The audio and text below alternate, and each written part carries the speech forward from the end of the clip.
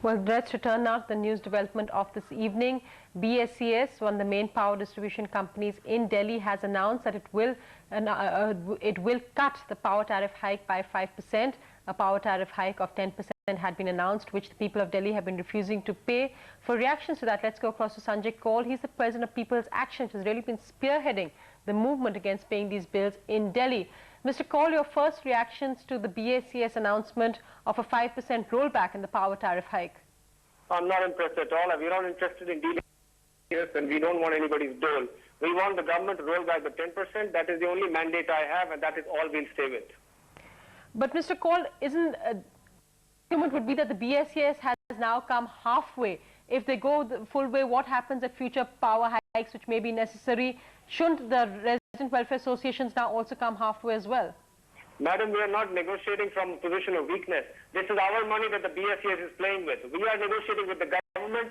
The government is answerable to us. We do not accept BSES as a party to the dispute at all. Right, and Mr. Kaul, if you just stay with me, let me just talk about that people's anger you're referring to.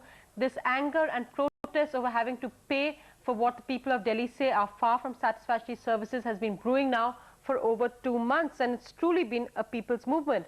It began led by NGOs and over 900 residents and welfare bodies and associations across the capital. The residents first hit the streets with their protest in Delhi's Khan Market, and then it spread. On the 16th of this month, the protest really picked up. Resident welfare associations around Delhi decided not to pay the 10% hike. On the 17th of August, residents of Old Rajendra Nagar became the first to actually pay their bills but deduct 10%. This then actually spread further, with many localities not paying their bills at all. This included areas like Sheikh Sarai, Prasad Nagar, Narayana, Mayur Vihar, Laro Sarai, Defence Colony, Raja Gardens, Dilshad Gardens, Rohini, Dwarka and Hemkund Colony, to name a few. So it really became a city-wide protest. Let me go back now to Sanjay Kaul, who is leading this movement in a way. Mr. Kaul, when you started out, did you expect this kind of popular reaction? Did you expect it to become what some are calling a second civil disobedience movement? Yes, in fact, we were very clear about the fact that the government was refusing to listen to everybody, to whatever everybody was saying. And in fact, we did not step into this without knowing what is going on. We felt the waters. We had a 99% disapproval rating on this on 2 surveys we carried out before this. And it's only on the 14th of July that we finally actually gave the government the ultimatum. And at the RWA conference, the first independent RWA conference in Delhi, we passed 3 resolutions. We said we will not pay the 10% hike. We want the meters not to be replaced until we know exactly what's going on. And we want the privatization deal re-examined. We want competition in privatization. Right, Mr. Kaul, thanks so much for joining us. So, for now at least, the welfare associations, People's Action Group, saying they're adamant on not accepting a 5% rollback. They want the government to take back the complete 10% power hike. Let's see what develops after the CLP meeting in Delhi. We've got lots more on Ndtv from around the country, including an underworld threat on former cricket captain Azharuddin's life. Keep watching.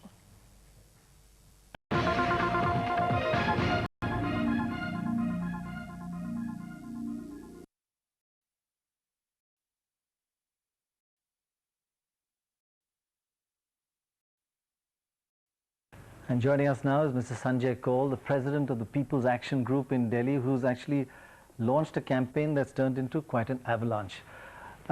Thank you very much for joining us, Mr. Kaul. Tell me, are you satisfied with what's happening so far?